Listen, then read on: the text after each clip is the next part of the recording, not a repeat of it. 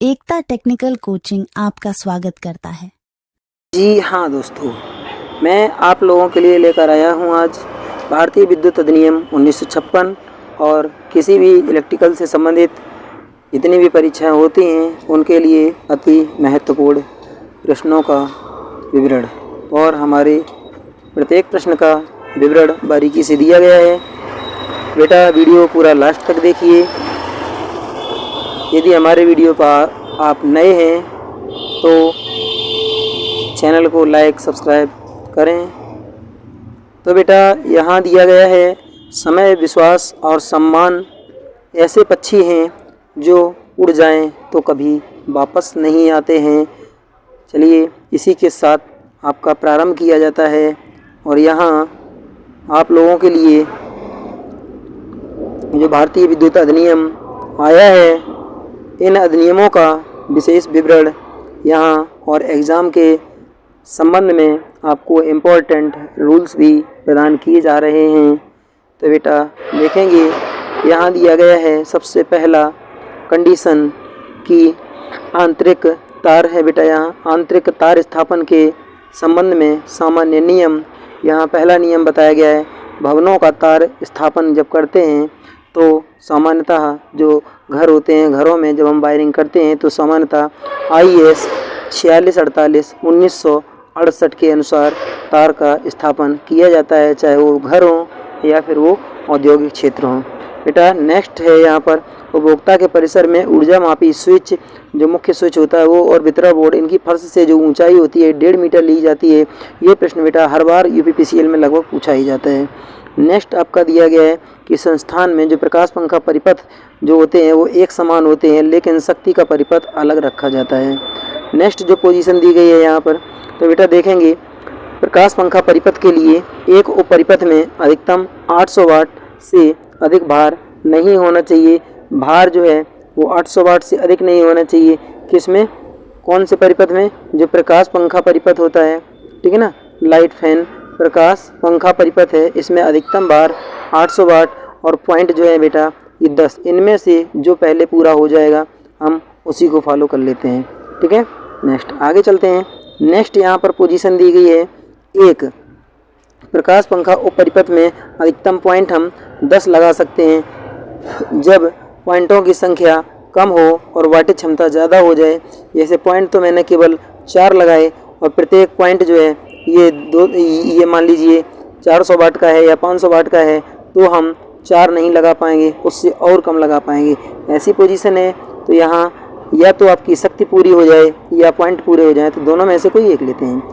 इसके बाद यहाँ लिखा है कि वर्तमान में जो सॉकेट होते हैं, प्रकाश पंखा बिंदु जो होते हैं, ये 6 एम्पियर से अधिक के उपयोग नहीं लाए जाते हैं, ठीक है। और शक्ति परिपथ के लिए एक जो परिपथ होता है उसमें हम एक उप परिपथ में 3000 वाट से अधिक की शक्ति नहीं लेते हैं। अगर 3000 वाट से अधिक की शक्ति हो जाती है तो वहाँ परिपथों की संख्या बेटा कितनी हो जाती है? 2 हो जाती है। नेक्स्ट है एक शक्ति परिपथ में धारा, वहाँ धारा वहन क्षमता जो होती है ये 16 एम्पियर से अधिक नहीं होनी चाहिए। यदि 16 एम्पियर से ये धारा वहन क्षमता अधिक हो जाती है तो हम क्या करते हैं, वहाँ पर एक नया परिपथ बनाते हैं। शक्ति परिपथ में अधिकतम बिंदुओं की संख्या बेटा कितनी रखी जाती है? अधिकतम बिंदु 2, और जो एक बिंदु होता है उसमें 16 एम्पियर से ज़्यादा धारा नहीं जानी चाहिए, और जो उन पर जो भार होता है ये 3000 वाट से अधिक नहीं होना चाहिए। एक शक्ति परिपथ में, प्रकाश पंखा परिपथ में 6 एम्पियर से धारा अधिक नहीं होनी चाहिए। प्रकाश पंखा परिपथ में जो पॉइंट हैं ये 10 पॉइंट से अधिक नहीं होनी चाहिए, और शक्ति जो है बेटा ये 800 वाट से अधिक नहीं होनी चाहिए, ठीक है। आगे चलते हैं। आगे है वायरिंग। यह है वायरिंग के संबंध में गुल्लियों के बीच अंतराल 30 सेंटीमीटर से 45 सेंटीमीटर रखा जाता है। नेक्स्ट है क्षैतिज वायरिंग के संबंध में 4 मीटर की छत के लिए अगर किसी भी भवन की ऊंचाई 4 मीटर है तो क्या करते हैं कि छत से हम कितना 0.5 मीटर छोड़ करके वायरिंग करते हैं यहाँ पर। और यदि उसकी ऊंचाई नीचे, मतलब ऊंचाई यदि ज़्यादा है, 4 मीटर से यदि भवन की ऊंचाई ज़्यादा है तो क्या करते हैं, यदि भवन की ऊंचाई 4 मीटर से ज़्यादा है तो क्या करते हैं, देखिए ज़रा ये इस पॉइंट को, अधिक ऊंचाई वाले सीलिंग के लिए वायरिंग का क्षैतिज रन फर्श से हम 3.5 मीटर लेते हैं, ठीक है ना, 3.5 मीटर लेते हैं, मतलब नीचे से 3.5 ले लेंगे जब भवन की ऊंचाई 4 मीटर से ज़्यादा होगी, और जब 4 मीटर या इससे कम है भवन की ऊंचाई तब हम ऊपर से वायरिंग का आधा मीटर लेकर के और इसकी वायरिंग कर देते हैं। ठीक है, नेक्स्ट पॉइंट यहाँ पर दिया गया है कि वाहक नली के अंदर केबलों का ज्वाइंट नहीं लगाना चाहिए। अगर केबलों का हम जो कंड्यूट पाइप होता है, जो पाइप बनाया जाता है या स्थापित करते हैं, इस पाइप के अंदर मान लीजिए कि यहाँ पर मैंने ज्वाइंट डाल दिया और इस ज्वाइंट पे कार्बन आ गया और यहाँ से ये कोई फॉल्ट हो गया, तब कंड्यूट पाइप को हम एक बार डाल दिए तो मकान जो एक कंसील्ड कंड्यूट होती है, एक बार अगर डाल दिए तो उसको बाहर नहीं निकाला जा सकता है, इसलिए उस ज्वाइंट को सही भी नहीं किया जा सकता है। इसलिए केबल में कंड्यूट पाइप के अंदर ज्वाइंट नहीं किया जाता है। ज्वाइंट को हमेशा कहाँ करते हैं बेटा, सीलिंग रोज होती है, ठीक है ना, सीलिंग रोज होती है, सीलिंग रोज या होल्डरों पर, ठीक है ना, या होल्डरों पर ज्वाइंट किए जाते हैं।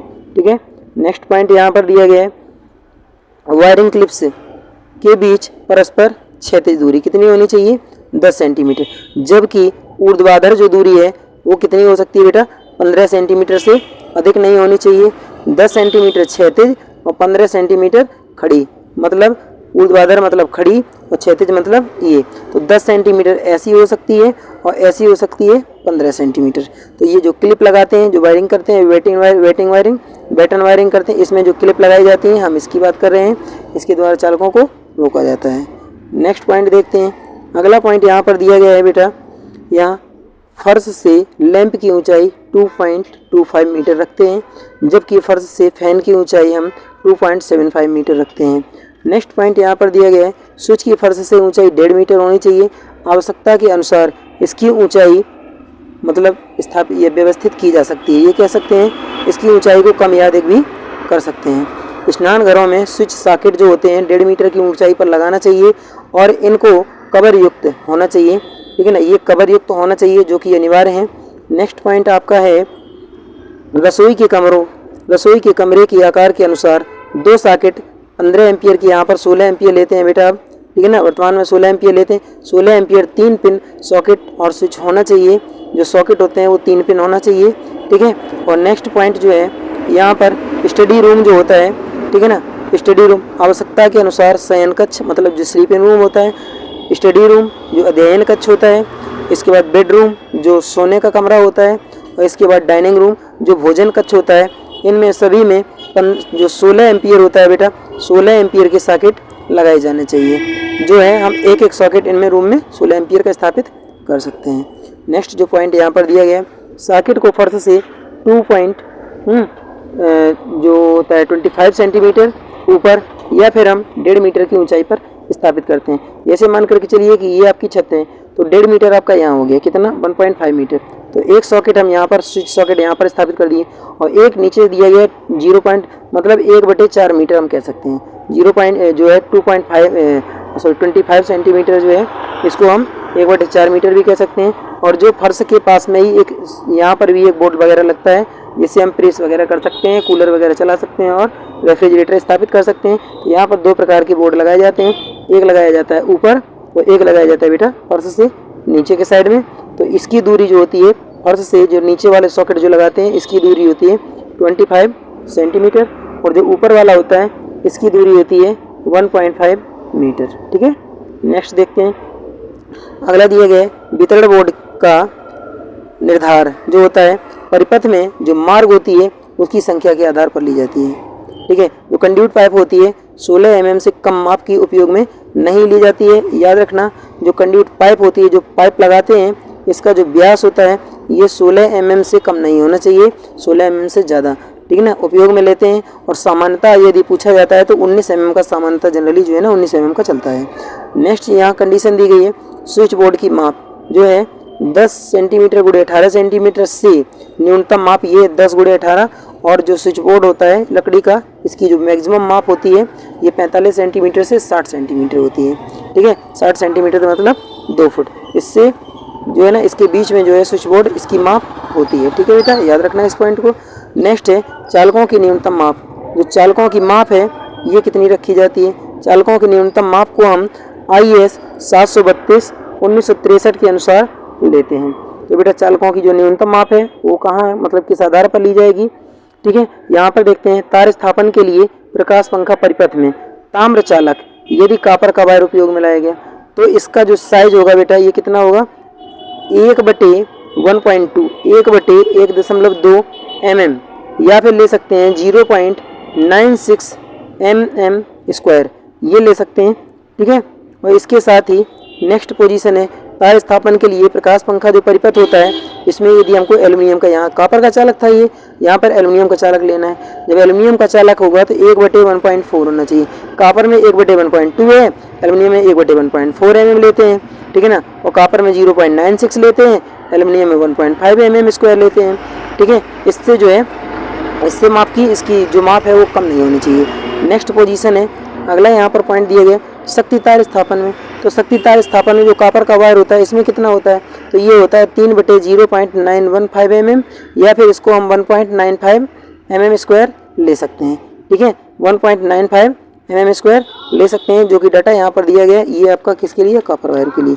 एल्युमिनियम वायर के लिए यहाँ पर डाटा आपको दिया गया है 1/1.8 mm।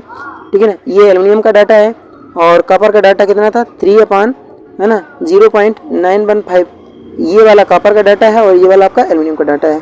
तो एल्युमिनियम का जो तार है ये कितना होना चाहिए, एल्युमिनियम के तार की मोटाई शक्ति तार स्थापन के लिए होनी चाहिए 2.5। ठीक है ना, और एल्युमिनियम के तार की मोटाई जो है प्रकाश पंखा परिपथ के लिए कितना होनी चाहिए, 1.5 होनी चाहिए। ठीक है, इस बात को याद रखेंगे।